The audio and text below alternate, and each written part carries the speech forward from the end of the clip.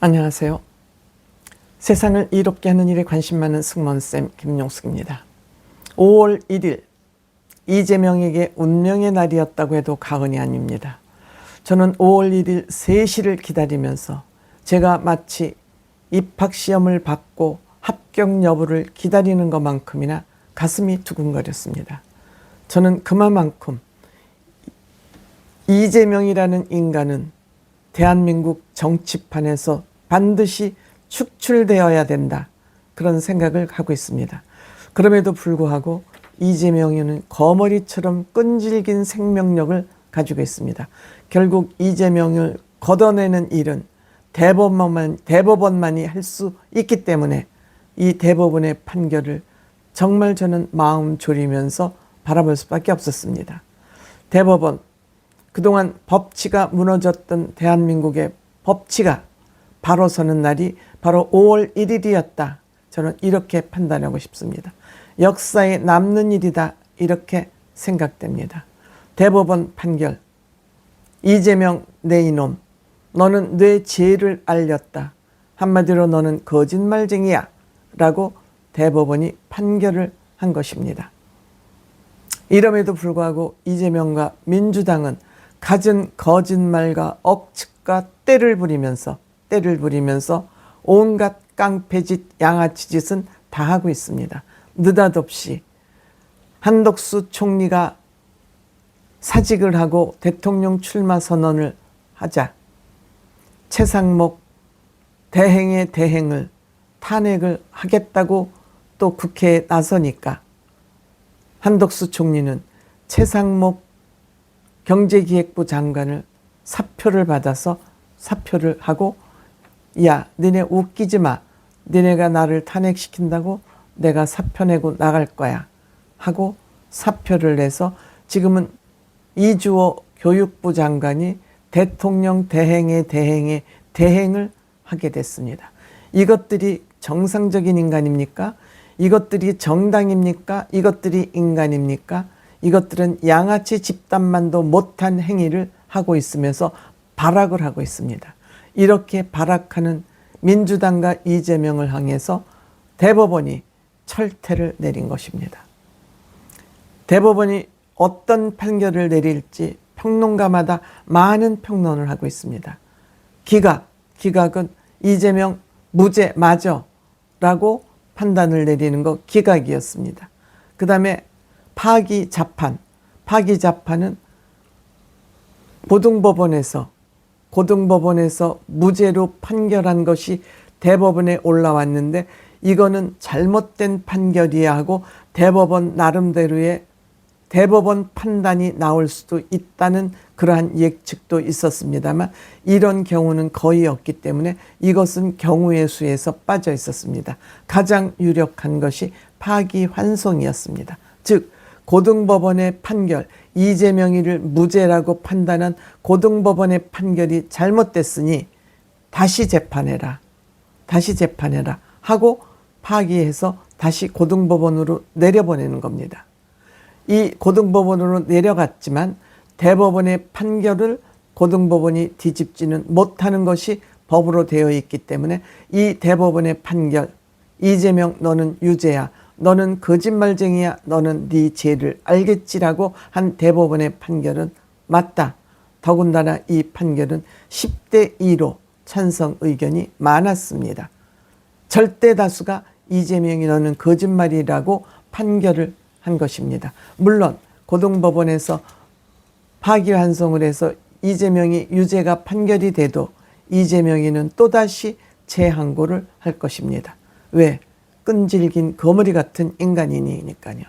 하지만 우리 국민들이 알아야 될 것, 이재명이 만약 판결이 완결하게 나지 않아서 대통령에 당선됐을 경우 어떠한 일이 일어나는지 우리 국민들은 알아야 됩니다. 시간의 문제이기 때문에 지금 이재명이 유죄 판결이 나는 것은 시간의 문제이기 때문에 이재명이가 대통령에 당선될 경우를 가정한다면 그럴 리는 없다고 생각합니다만 재선거를 치러야 됩니다.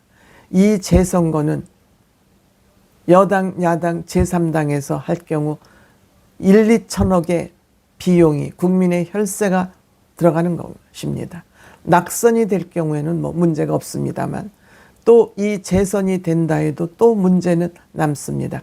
이재명이가 지금 재판을 5개를 받고 있습니다. 5개를 받고 있습니다. 이재명이나 민주당의 주장은 대통령이 당선될 경우 이 재판은 모두 중단된다. 이 중단된다고 주장을 하고 있지만 또 다른 학계에서는 새로운 범죄 사실을 기소만 할 수 없지 진행되던 재판은 계속된다. 이재명과 그 일당들은 재판이 다 중단된다고 주장을 하고 또 다른 학설들은 받던 재판은 진행이 됐고 대통령 임기 중에 발생한 그 범죄에 대해서는 내후 외환이 아닌 경우, 내란이 아닌 경우 이것을 기소할 수 없다. 그 대통령 업무, 직무의 안정성을 보장하기 위해서 이렇게 하고 있습니다. 이것은 논쟁이 좀 있습니다. 때문에 만약 대법원에서 이재명이 지금 유죄라는 것이 고등법원에서 판결이 나서 다시 대법원으로 재항고를 해서 올라오더라도 대법원에서는 이와 같은 판결을 냈기 때문에 대법원에서는 대통령이 돼도 이재명과 관련돼서 진행해 오던 재판은 계속되는 것이 맞다라는 그런 판단을 대법원이 할 것으로 생각됩니다. 이번에 그런 판단을 하지 않은 것은 아직 유무죄 판결이 완벽하게 판결되지 않았기 때문에 이 판결은 유보했다는 것이 전문가들의 판단입니다.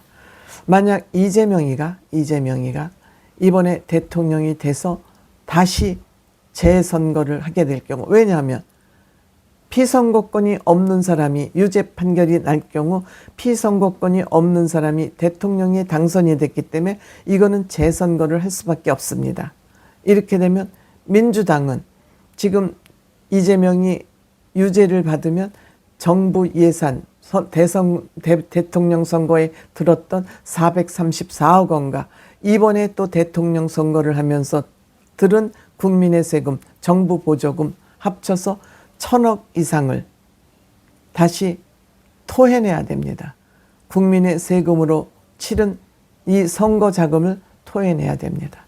이렇게 되면 민주당은 당사도 팔고 민주당 돈을 모두 국가에 토해내야 되는, 국가는 환수를 하게 됩니다. 즉 이렇게 되면 민주당은 파산을 하게 되겠지만 지금 민주당은 어떤 계략을 꾸미고 있느냐.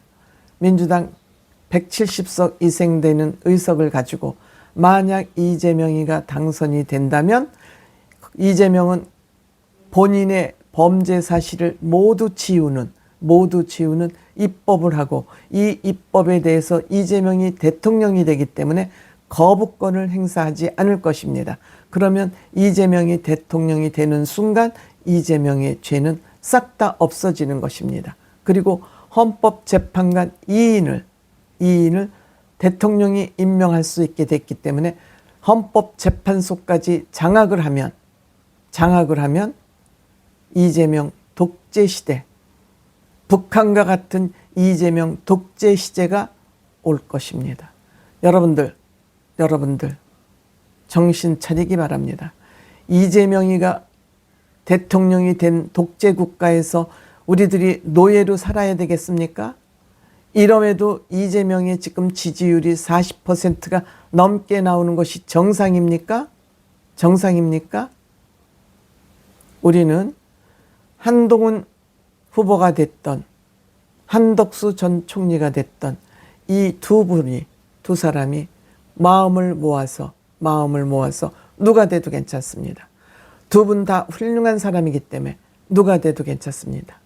이 두 사람이 마음을 합쳐서 갈등하지 말고 싸우지 말고 다투지 말고 국민의힘 후보가 되어서 이재명이가 이 나라의 대통령이 되는 일만은 막아야 됩니다. 대법원이 이재명 너는 거짓말쟁이야, 너는 사기꾼이야, 너 스스로 내 죄를 알잖아라고 판단을 했기 때문에 우리는 이 범죄자를 전과자를 대통령으로 뽑는 이러한 무식한 행동은 하지 않아야 될 것으로 간곡하게 호소드리고 싶습니다.